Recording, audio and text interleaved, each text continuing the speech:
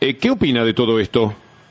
Creo que el juez tiene que tomar hoy una decisión que a mí me recordó una distinción que hace la filósofa alemana Hannah Arendt, ¿no? Que ella estaba tan preocupada por las raíces profundas que tienen los hechos históricos y las decisiones humanas, y dividía las acciones y la especificidad de las acciones entre la labor, el trabajo y la acción humana específicamente.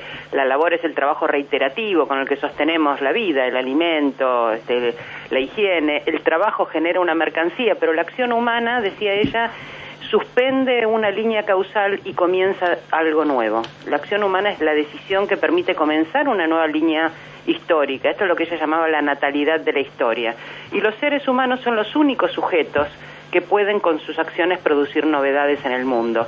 Hoy el juez comenzará su día, supongo que peinándose mucho, porque lo hace con mucho cuidado, se ve cuando recibe a los periodistas en la puerta de su casa, y mientras tanto deliberará sobre las decisiones cruciales que tiene que tomar a veces en su función, que hacen esto, ponen en suspenso a la historia por unos minutos para hacerle cambiar de rumbo.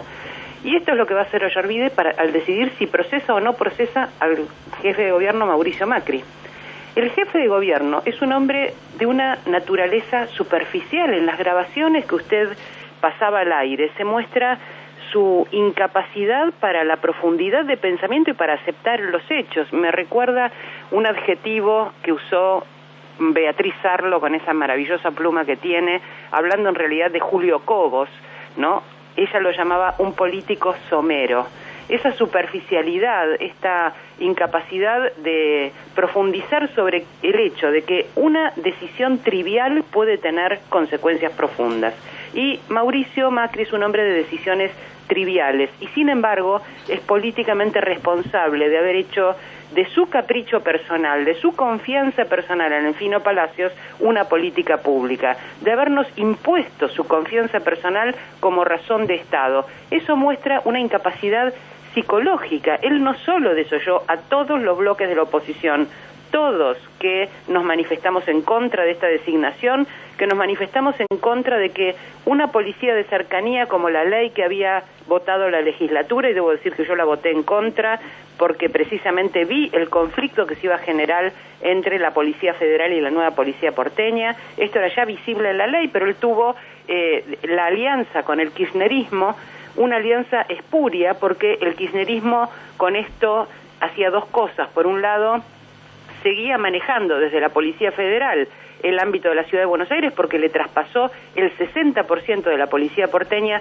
sin los recursos, y en ese 60% le traspasó redes de corrupción, redes de protección del delito, y por otro lado se deshacía de su responsabilidad, que era pasar toda la policía con los recursos propios. Entonces, claro que el kirchnerismo acompañó esa ley de seguridad y la promovió, le salía gratis y además encubría su propia responsabilidad. Porque acá cuando atacamos a Mauricio Macri nos estamos olvidando, y esto sin minimizar su decisión porque él es el jefe de gobierno, pero no nos olvidemos que el delito y las consecuencias sobre la policía porteña son porque Asuntos Internos olvidó actualizar o estaba atrasado en actualizar, por ejemplo, los legajos de un equipo entero que protegía prostíbulos en la Federal.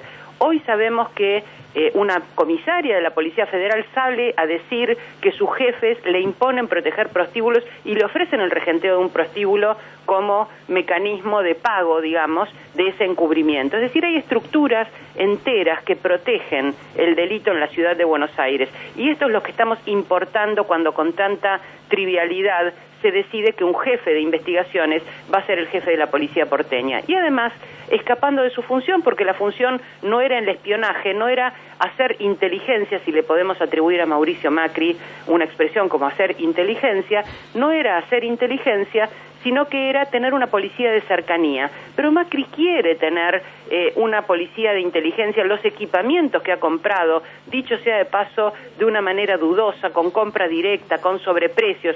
En el mes y medio que estuvo el Fino Palacios de jefe de policía se hicieron negocios incompatibles con la función pública, pero no solamente muestra esto, la vocación de hacer negocios privados con la política pública, sino el hecho de que ese equipamiento, esas herramientas, esos vehículos, estaban pensados para una función que no tiene nada que ver con la policía de cercanía que se había votado en la legislatura y que tiene más que ver con el acompañamiento ciudadano para condiciones de seguridad mucho más humanas, mucho más protegidas por los derechos humanos.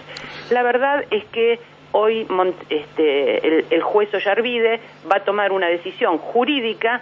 Yo creo que por lo que se ha venido difundiendo hay datos muy duros que van a implicar el procesamiento de Mauricio Macri y se verá luego qué es lo que la legislatura hace políticamente con esta responsabilidad jurídica que marque el juez, y seguramente Macri apelará e irá a la Cámara.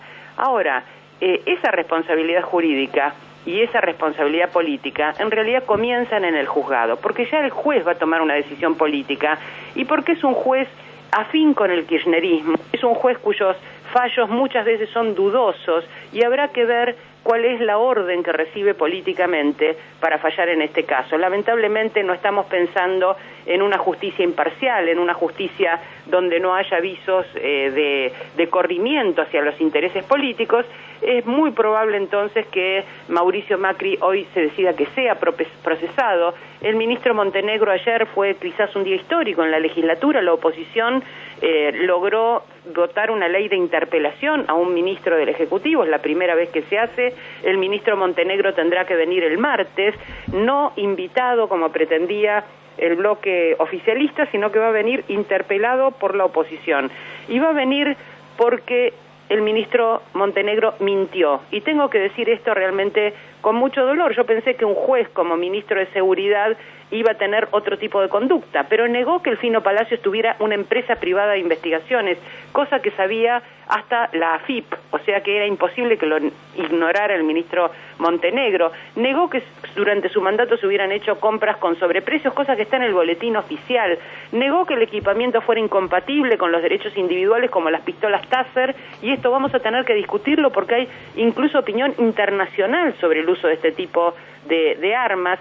Negó que las funciones que se le otorgan a la policía porteña estén fuera del alcance de la ley, de las funciones de policía de cercanía que les daba la ley. El ministro Montenegro mintió, y mintió sabiendo que mentía, no es que mintió por ignorancia. Negó el libro abyecto que escribió el Fino Palacios sobre donde le atribuye a grupos políticos que tienen expresión legislativa, les atribuye ser subversivos.